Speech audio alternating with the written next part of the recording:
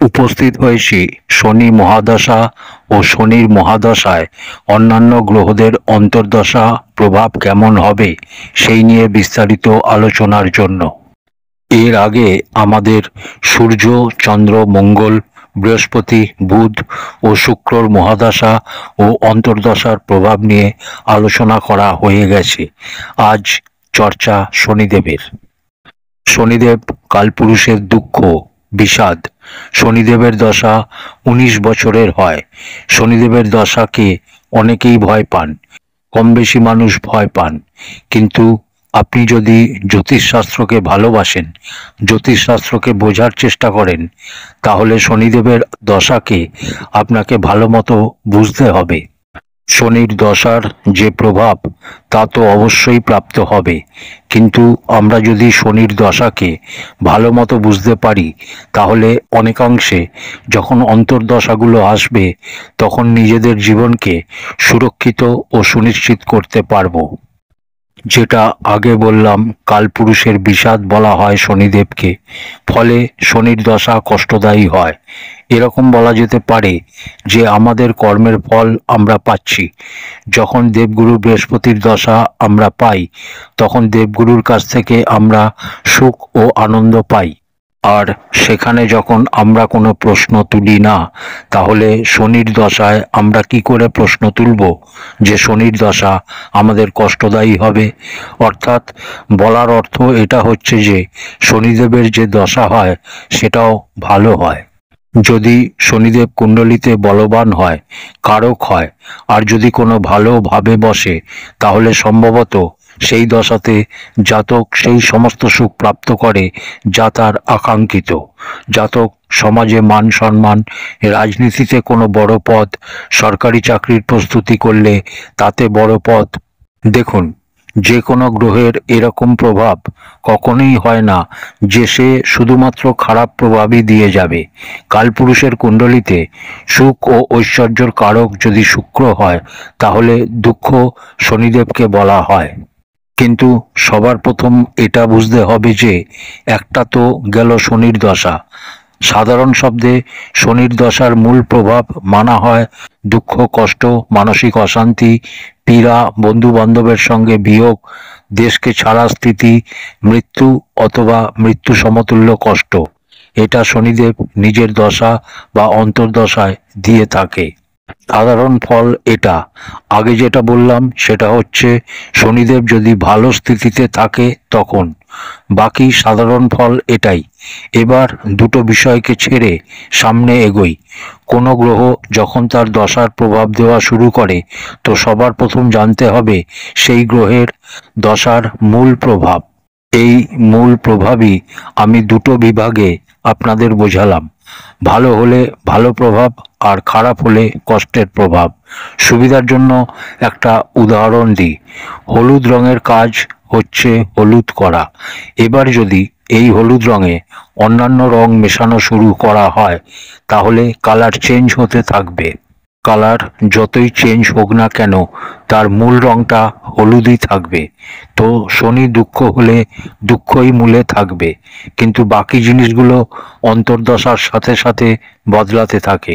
ফলে এরকম হবে না যে শনির দশা মানে শুধুমাত্র কষ্টই হবে।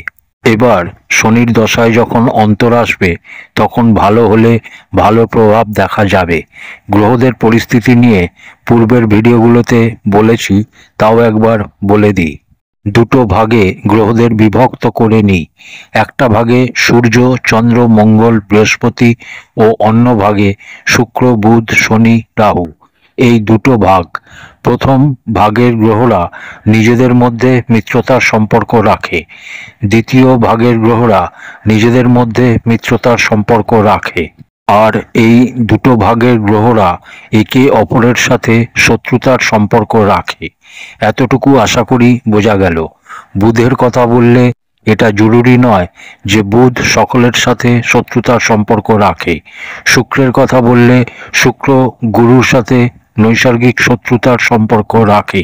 কিন্তু এই গুরুর রাশিতে শুক্র উচ্ছের হয়। এরপরেও যখন প্রভাবের চর্চা আসছে, মহাদশার চর্চা আসছে, তখন আমাদের জানতে হবে যে গ্রহ কোন ভাবে বসেছে, কিরকম স্থিতিতে রয়েছে। গ্রহ যদি উচ্চের হয় তাহলে ভালো প্রভাব, গ্রহ যদি নীচ অবস্থায় থাকে তাহলে খারাপ প্রভাব, গ্রহ অস্ত হলে নগণ্য প্রভাব, গ্রহ মৃত হলেও নগণ্য প্রভাব, গ্রহ শত্রু রাশিতে বসলে কমজোর প্রভাব, মিত্র রাশিতে বসলে ভালো প্রভাব, শত্রু গ্রহের দ্বারা দৃষ্টিত হলে খারাপ প্রভাব, মিত্র গ্রহের দ্বারা দৃষ্টিত হলে ভালো প্রভাব।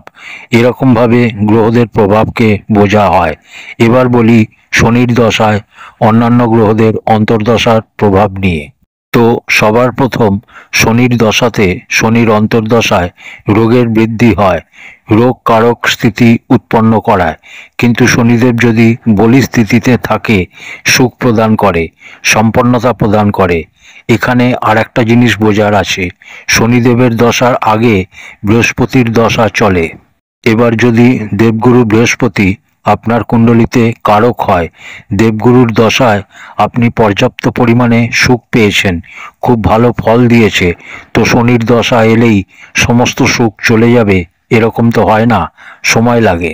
এবার যদি আপনার কুণ্ডলিতে দেবগুরু বৃহস্পতি অকারক গ্রহ হয়, তার দশায় আপনি খুব কষ্ট পেয়েছেন, তাহলে শনির দশা এলেই আপনি সুখ তো পাবেন না, তার জন্য সময় লাগবে। কোনো গ্রহের দশায় তারই অন্তর্দশার যে সময় হয়, সেই সময়টা কখনো কখনো বোঝাই যায় না যে এই সময়টা ভালো হিসেবে গণ্য করব না খারাপ হিসেবে গণ্য করব। সাধারণভাবে এটাই যে শনিদেবের দশা নিয়ে বললে, শনিদেবের দশায় যে শনির অন্তর্দশা হয় তা পরিস্থিতির উপর নির্ভর করবে। অর্থাৎ শনিদেবের পরিস্থিতি কুণ্ডলিতে কেমন, কোন রাশিতে বসেছে, কোন লগ্নের ক্ষেত্রে দশা দেখা হচ্ছে, কোন কোন গ্রহের দ্বারা দৃষ্টিত শনিদেব। যদি শনিদেব আপনার কুণ্ডলিতে ভালো স্থিতিতে থাকে তাহলে নিশ্চিত থাকুন শনির দশাতে শনির অন্তর ঠিকঠাক চলে যাবে। শনির দশায় বুধের অন্তর্দশা অর্থ, যশ, সুখ, মান সম্মানে বৃদ্ধি, কৃষিকার্যে বৃদ্ধি, ব্যবসায় লাভ করানোর সময় হয় এটা।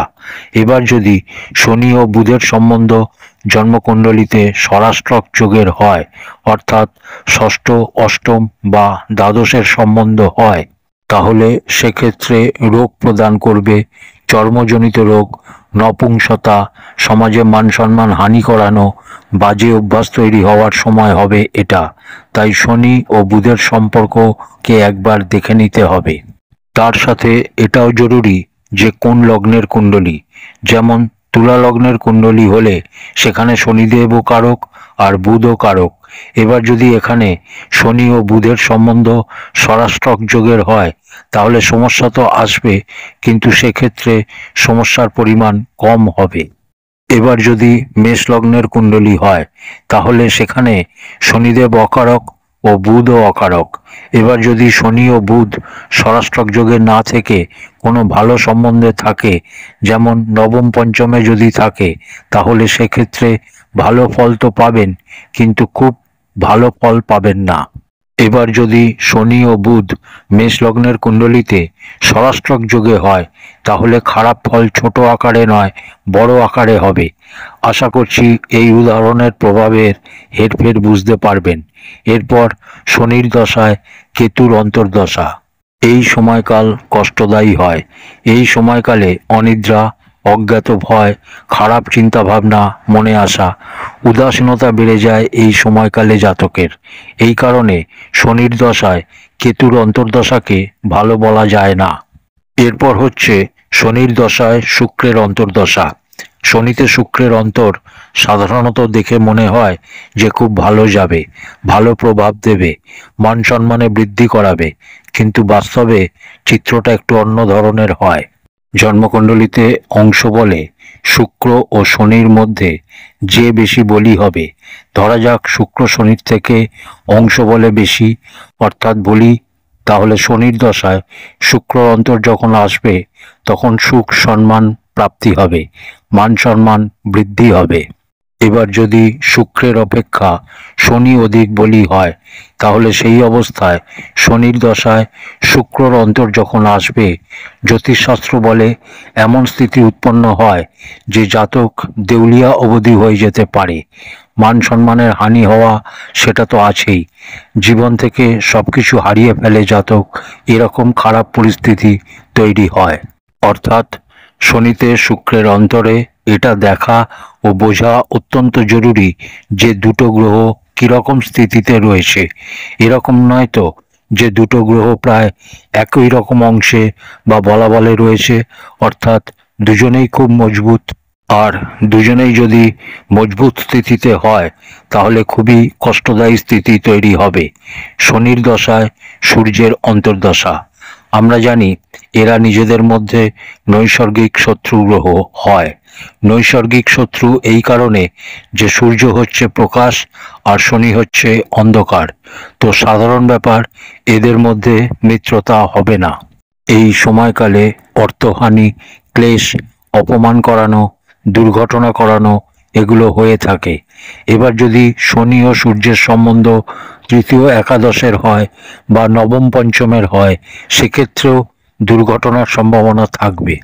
পীড়া, মানসিক অশান্তি বা মানহানির সম্ভাবনা সেক্ষেত্রেও থাকবে, কিন্তু মাত্রা কম হবে।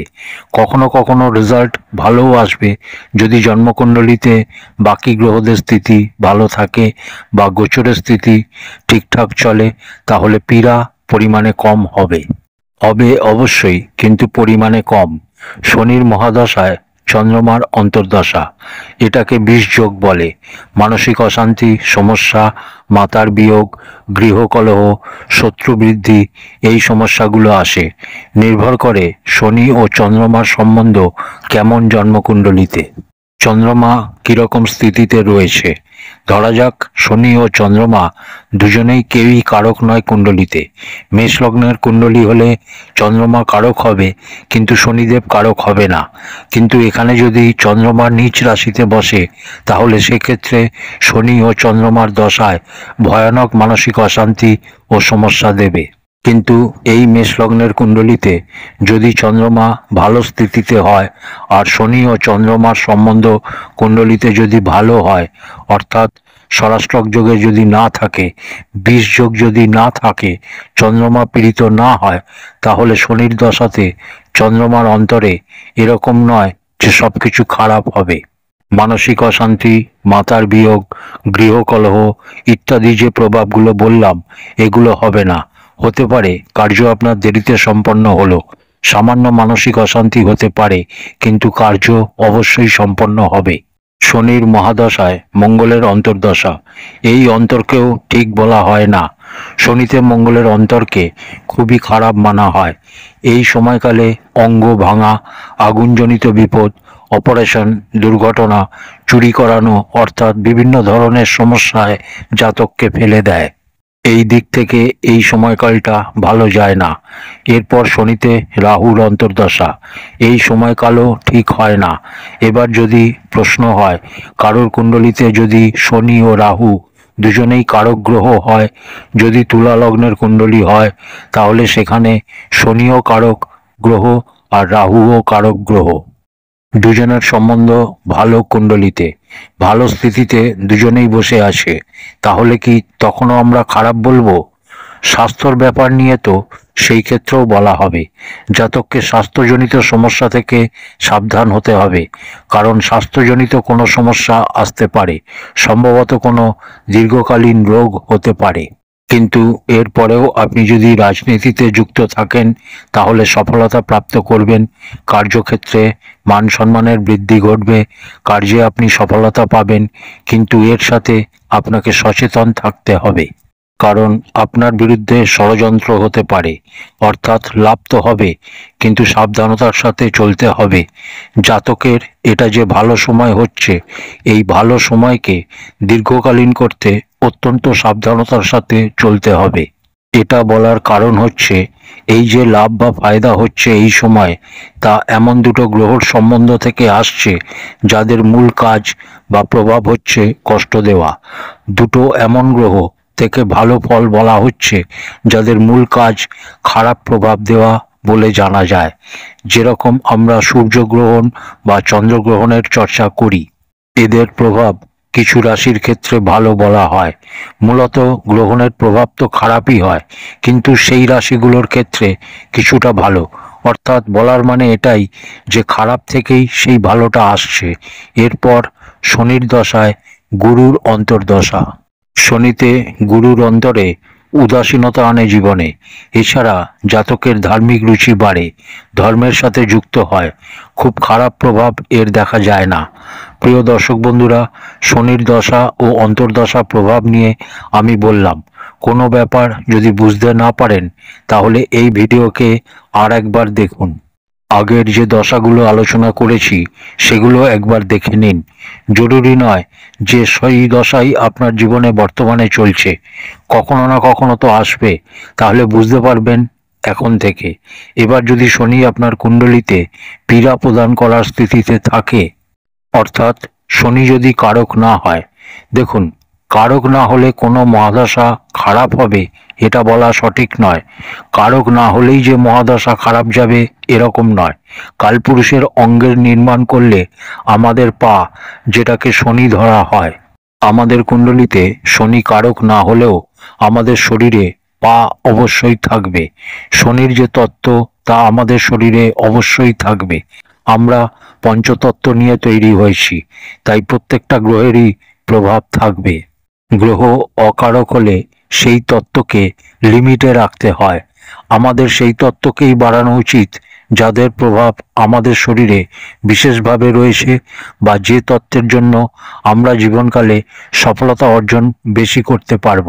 শনি আমাদের জন্য কারক না হলে আমরা তার রত্ন ধারণ না করে হনুমানজির আরাধনা করতে পারি, হনুমানজির মন্দিরে গিয়ে তার দর্শন করতে পারি। এগুলো করে আমরা শনিকে ঠিক করতে পারি। শনিকে ঠিক করার যে সমস্ত নিয়মগুলো রয়েছে তা নিজের জীবনের উপর প্রয়োগ করে শনিকে ভালো করতে পারেন। আজকের আলোচনা এই অবধি। পরের ভিডিওতে আবার কথা হবে। ধন্যবাদ।